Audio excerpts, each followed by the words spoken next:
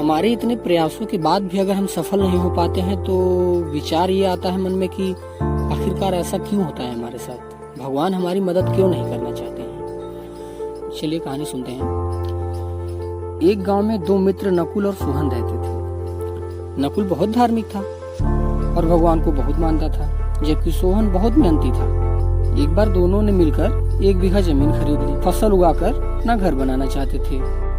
सोहन तो खेत में बहुत मेहनत करता था, लेकिन नकुल कुछ काम नहीं कर बल्कि मंदिर में जाकर भगवान से अच्छी फसल के लिए प्रार्थना करता था। इसी तरह समय बीतता गया। कुछ समय बाद खेत की फसल पककर तैयार हो गई, जिससे दोनों ने बाजार ले जाकर बेच दिया और अच्छे पैसे मिले। घर आकर सोहन ने नकुल से कहा कि इस धन का ज्यादा हिस्सा मुझे मिलना चाहिए, क्योंकि मैंने खेत में ज्यादा मेहनत की है।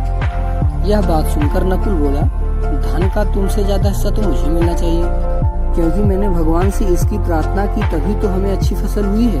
भगवान के बिना कुछ संभव नहीं है। जब दोनों इस बात को लेकर आपस में नहीं सुलझा सके तो धन का बंटवारा करने के लिए दोनों ने गांव के मुखिया के पास चले गए। मुखिया ने दोनों की सारी बातें सुनी। दोनों को 1-1 बोरी चावल दिया, जिसमें कंकड़ मिले हुए थे। मुखिया ने कहा कि कल सुबह तक तुम दोनों कंकड़ अलग करके लाना है, तभी मैं निर्णय लूंगा। इस धन का ज्यादा हिस्सा उसी को मिलेगा जिसके पास कंकड़ निकाले हुए चावल ज्यादा रहेंगे। दोनों चावल की बोरी लेके अपने अपने घर चले गए।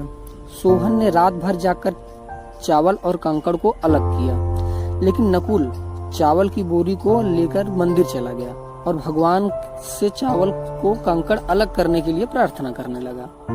अगले दिन सुबह सोहन जितना चावल और कंकड़ अलग कर सका उसे अलग कर कर ले आया। मुखिया के पास गया, जो देखकर मुखिया खुश हुआ। नकुल वैसे ही बोरी लाकर मुखिया के पास खड़ा हो गया।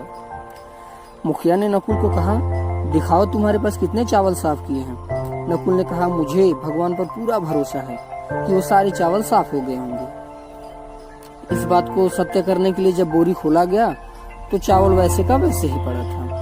तो इस बात पे जमींदार ने नकुल को कहा कि भगवान तभी तुम्हारी सहायता करेंगे जब तुम अपने खुद के लिए मेहनत करोगे। और ये कहते हुए जमींदार ने धन का ज्यादा हिस्सा सोहन को दे दिया। इसके बाद नकुल भी सोहन की तरह खेत में मेहनत करने लगा और अब की बार उसकी फसल पहले से अच्छी हुई और आखिरकार दोनों मेहनत करने लगे। जैसे हमें भगवान भरोसे नहीं बैठना चाहिए, हमें सफलता प्राप्त करने के लिए मेहनत करनी होगी।